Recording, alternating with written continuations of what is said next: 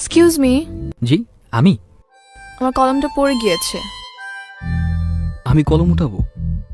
আমাকে কেন উঠাতে হবে? আরো তো অনেকেই আছে, তাই না? ইয়েস স্যার, আমি জানি ক্লাসে অনেক মানুষ, কিন্তু আমি চাই কলমটা আপনিই উঠান। আচ্ছা ঠিক আছে, ভালো থাকবেন আপু, আসি। এখানে থাকলে হয়তো কলম উঠাতে উঠাতে আমার পড়াশোনা আর হবে না। হ্যাঁ, গাধা নাকি আমি? আপু,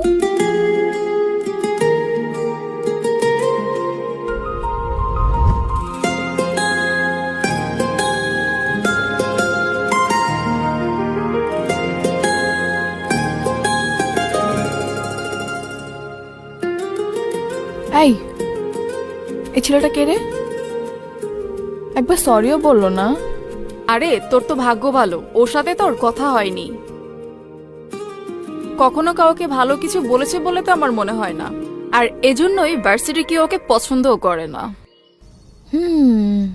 খুব ইন্টারেস্টিং। কিন্তু দেখলাম ক্লাসে একা একা বসে, কেউ সাথে কথাও বলে না কেন? হ্যাঁ, কিন্তু ভুলে কথা বলার বা ফ্রেন্ডশিপ করার চিন্তা তুই মাথায় আনিস না। সবাই ওকে ইগনোর করে, আর তোরও উচিত ওকে ইগনোর করা। আর এমনিতেও আমার মনে হয় না কোনো মেয়ের প্রতি ওর আকর্ষণ আছে বলে। কেন, ও কি তোকে বাই এনি চান্স রিজেক্ট করছিল এই নাকি? একদম উল্টাপাল্টা কথা বলবি না। নাতাশাকে রিজেক্ট করবে এমন কোনো ছেলে ভার্সিটিতে আছে নাকি? হ্যাঁ, আচ্ছা, বাট ওর যদি কোনো মেয়েদের প্রতি অ্যাট্রাকশন নাও থাকে, আমার প্রতি ঠিকই আসবে, আর সেটা আমি দেখতেছি। Wait and see. দেখতে হবে বিষয়টা। আচ্ছা যাই হোক, বাদ দে। তোমাকে ওই যে কালকে নোটগুলো পাঠাতো। আচ্ছা, আমি তোকে পাঠাই দিতেছি। ওকে ওকে।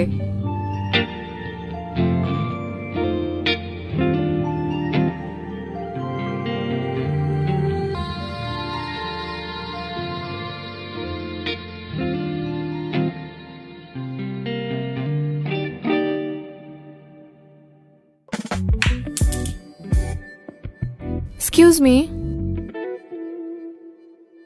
হ্যালো, জি আমি আমার কলমটা পড়ে গিয়েছে, তো কি হয়েছে? তো উঠিয়ে দিন। আমি কলম উঠাবো? আমাকে কেন উঠাতে হবে? আরো তো অনেকেই আছে, তাই না? ইয়েস স্যার, আমি জানি ক্লাসে অনেক মানুষ, কিন্তু আমি চাই কলমটা আপনিই উঠান। আচ্ছা ঠিক আছে।